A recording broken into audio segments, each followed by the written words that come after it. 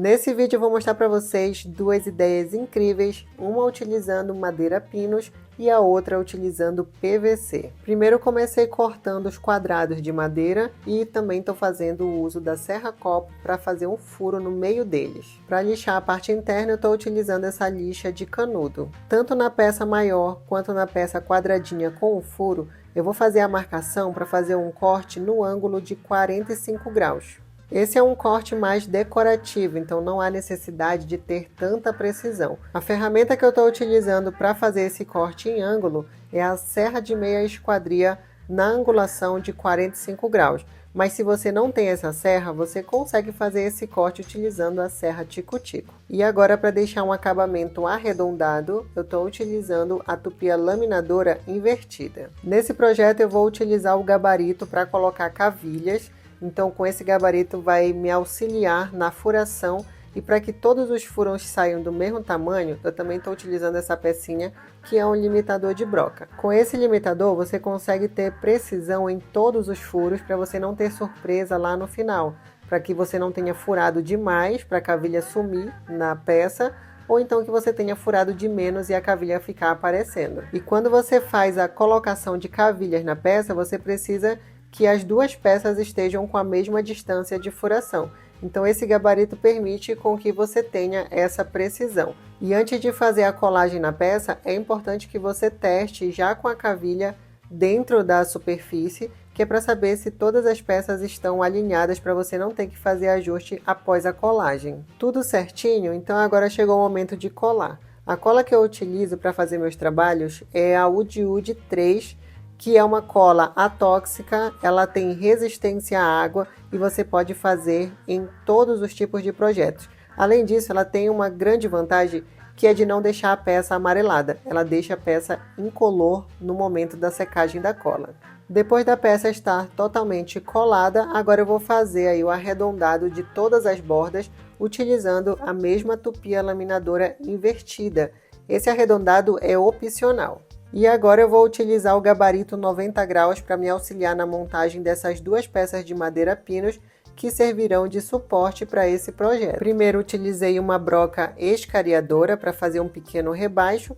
Agora eu estou abrindo um furo com a broca fina para depois poder colocar o parafuso e assim eu evito com que essa madeira rache. Também vou arredondar as bordas dessa peça utilizando a tupia laminadora invertida. Se você não tiver uma tupia invertida, você pode utilizar a tupia normal manualmente. Agora eu vou utilizar uma broca chata 3/8 para fazer duas furações na base desse suporte. Então percebam que eu fiz uma marcação que vai até esse furo e essa marcação é justamente para poder ser retirado esse material. Eu também estou fazendo o arredondamento dessa parte. Com todas as peças prontas, chegou o momento da montagem daquelas primeiras peças que foram criadas junto com essa base de suporte.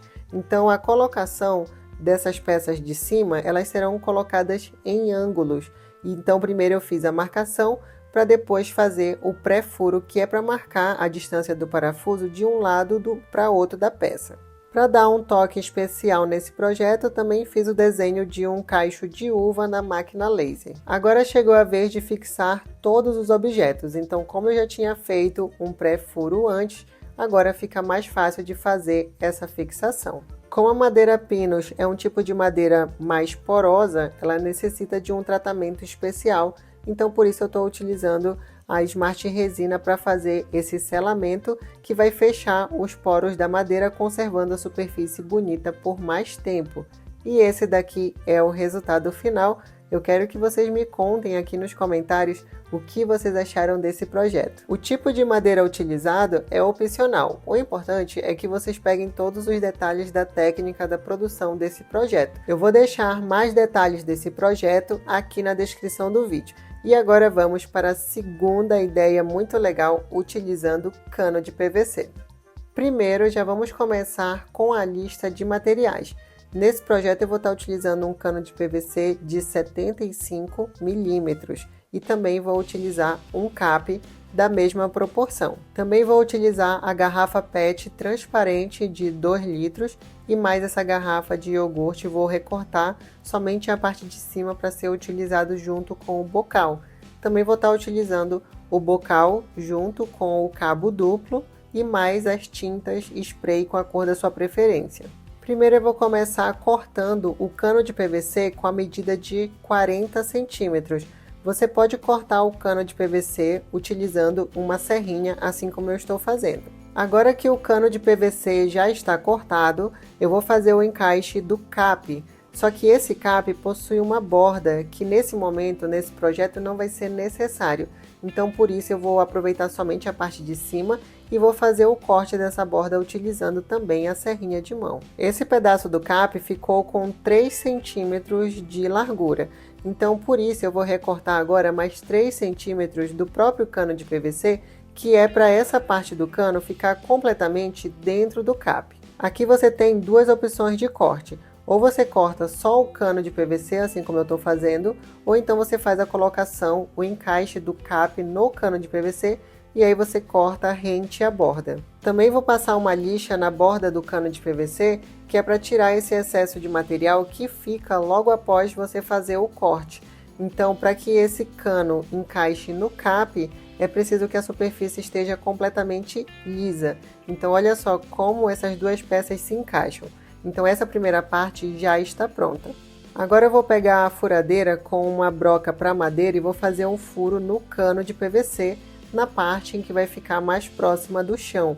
A espessura dessa broca vai variar de acordo com o tamanho do cabo da fiação elétrica que você estiver utilizando. E agora passando para a próxima etapa, já vou utilizar as garrafas de plástico. Na garrafa transparente eu vou recortar somente o meio da garrafa, que é a parte mais lisa, e na outra garrafa eu já vou recortar a parte de cima. Essa parte que eu recortei, que é a parte da garrafa transparente, vai servir para passar melhor a iluminação.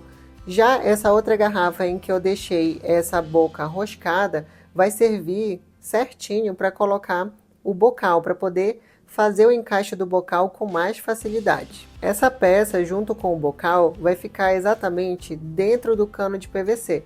Então, por isso, você não pode recortar muito pequeno, porque senão pode escorregar até o fundo, até o chão.